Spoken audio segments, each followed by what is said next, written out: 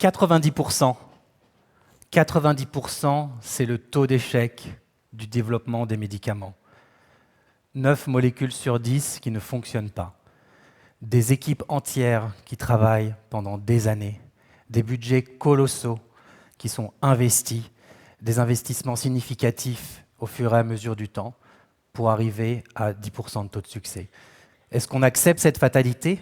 Est-ce qu'on considère que c'est un statu quo qui ne peut pas changer? Eh bien non, et aujourd'hui je vais vous parler de comment l'IA le change, je vais vous parler d'une IA positive.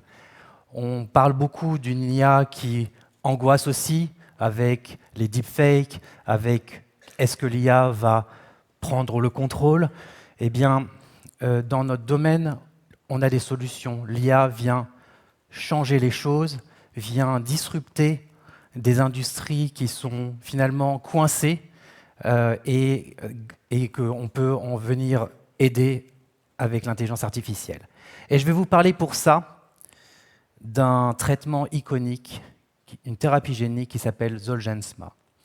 C'est un traitement qui permet de soigner des enfants qui, en 2 ans après leur naissance, seraient condamnés probablement à mourir ou être immobilisés du fait d'un dysfonctionnement neuromusculaire majeur. Et en fait, c'est une thérapie génique qui permet de les traiter et ils vont vivre normalement. Mais elle coûte 2 millions d'euros pour traiter ces enfants.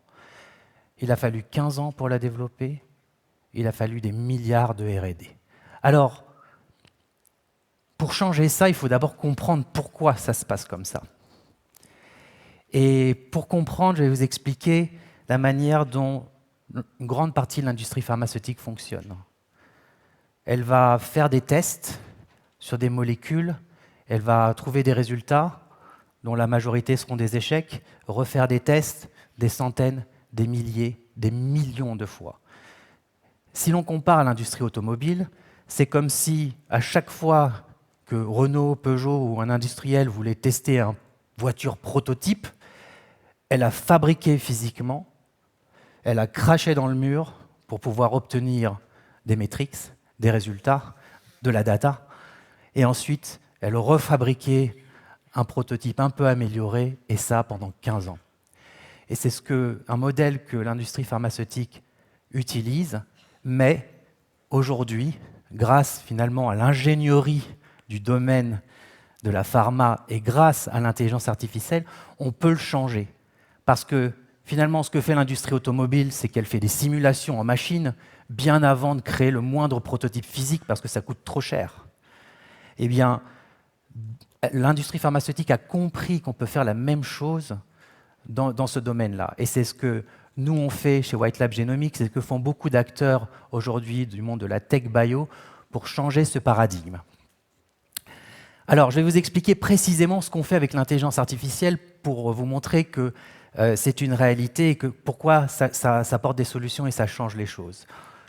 Dans le domaine de la thérapie génique, par exemple, lorsqu'on veut traiter un patient, il faut diriger matériel génétique, de l'ADN, des ciseaux génétiques, dans les bonnes cellules, parce qu'on veut traiter une maladie en particulier, musculaire, oculaire, neurologique. Et donc, on veut aller diriger les séquences génétiques au sein des bonnes cellules pour pouvoir les réparer et restaurer la fonction. C'est comme aujourd'hui, c'est comme si on avait des véhicules de transport. C'est un véhicule de transport qui va amener cette séquence génétique au sein de la cellule. Mais aujourd'hui, il n'a pas de GPS. Il va partout dans le corps, au bon endroit, au mauvais endroit, jusqu'à ce qu'avec des itérations au fur et à mesure du temps, on trouve un peu la bonne combinaison.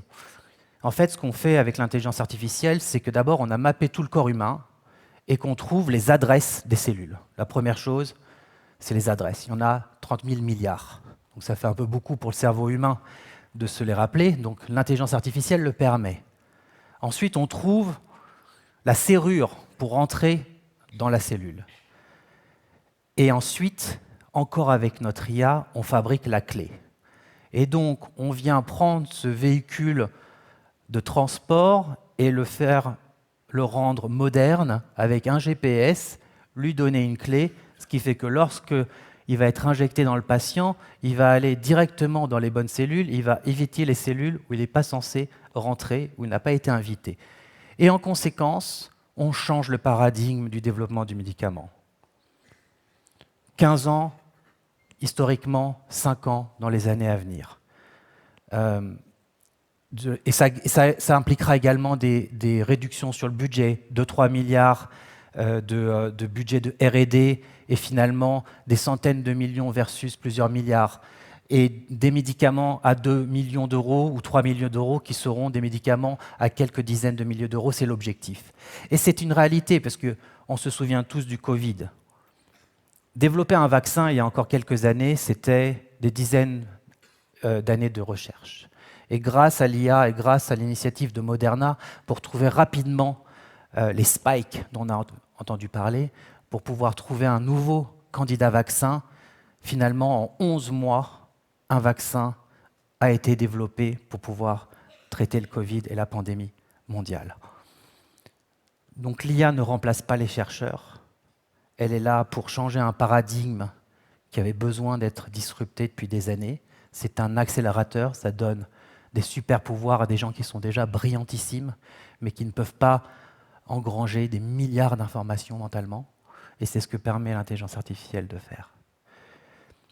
Et au final, on passe d'un monde où on échouait 9 fois sur 10 à un monde où on réussira 9 fois sur 10. Merci.